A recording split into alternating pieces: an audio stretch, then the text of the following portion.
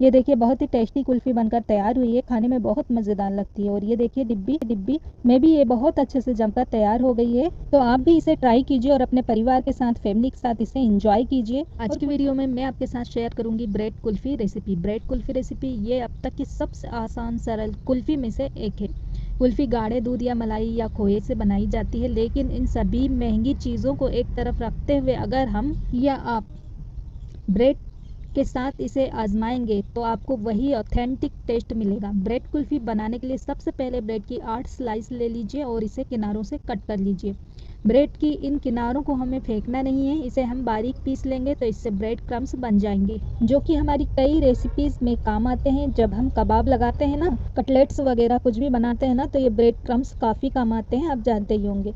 तो इसके बाद क्या करना है, ब्रेड को मोटा मोटा तोड़कर एक ब्लेंडर में डाल दीजिए। और ये मिक्सी का जार छोटा है तो मैं बड़े जार में ट्रांसफ़र इसे कर लेती हूँ, चाहे तो इसे 2 बार करके आप पीस लीजिएगा। ब्रेड की जगह पर आप रस्ट को क्रश करके भी इस्तेमाल कर सकते हैं। इसके साथ इसमें मैं 7 से 8 इलायची के छिलके छीलकर डाल दूंगी। अब ब्रेड की स्लाइस को हम ग्राइंड कर लेंगे, पीस लेंगे। इसके अलावा आप इस कुल्फ़ी में आम, केसर, पिस्ता, पान मलाई का टेस्ट जोड़ सकते हैं। और सबसे बढ़कर अगर आपके मन में ज़रा सा भी संदेह है, शक है कि इस कुल्फ़ी का टेस्ट ब्रेड जैसा हो सकता है, तो आप निश्चित हो जाइए, कोई अंदाज़ा भी नहीं लगा पाएगा कि इसमें ब्रेड है। यहाँ पर ब्रेड की स्लाइस को ग्राइंड कर लिया है। ये देखिए, अगले स्टेप में एक पतीली में 1 लीटर दूध लेकर इसे हम गर्म कर लेंगे।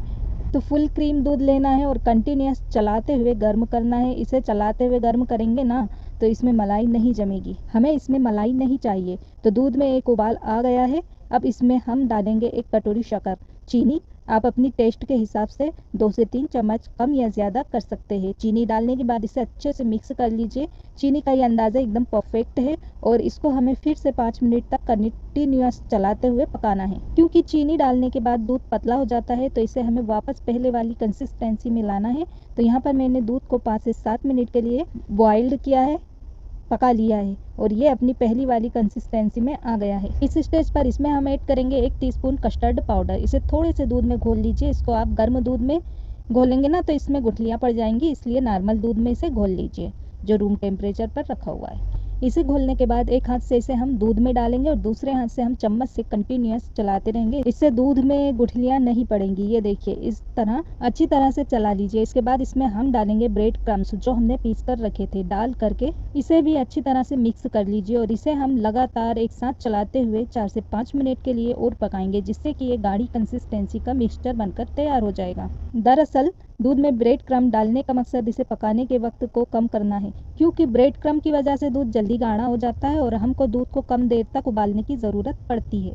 यह एक ऐसा हैक है जो इतना उम्दा काम करता है कि आप सोच भी नहीं सकते कि ये कुल्फ़ी ब्रेड क्रम्ब से बनाई गई होगी। ये बची हुई ब्रेड का यूज़ करने के लिए भी एक बेहतरीन हैक है। ब्रेड क्रम्ब जोड़ने का मतलब ये नहीं है कि आपको दूध को उबालने की ज़रूरत नहीं है, बल्कि इसका मतलब तो ये है कि उबालने का समय आधे से भी कम हो जाता है। अच्छा, इसे आप तेज़ आंच पर पकाएंगे ना तो जल्दी बनकर तैयार हो जाएगा। जब इसमें उफान आने लगे ना तो आंच को धीमा कर दीजिए। इस तरह से इसे पका लीजिए। 4 से 5 मिनट तक पकने के बाद आप देख सकते हैं ये अच्छा गाढ़ा हो गया है। अब इस स्टेज पर हम इसमें आधा कटोरी दूध की मलाई फेंट कर डालेंगे। इससे आइसक्रीम में मावे की तरह टेस्ट आएगा और इसका टेक्सचर भी क्रीमी हो जाएगा। मलाई डालकर अच्छे से मिक्स कर लीजिए। तो ये पक गई है। गैस की फ्लेम को ऑफ कर दीजिए और इसे हम ठंडा कर लेंगे। इसके अलावा उबालने का समय आप पर भी निर्भर करता है। अगर आप अपनी कुल्फ़ी को और ज़्यादा मलाईदार चाहते हैं तो थोड़ा सा और पका लें। ठंडा करने के बाद ये और ज़्यादा गाढ़ा हो जाता है।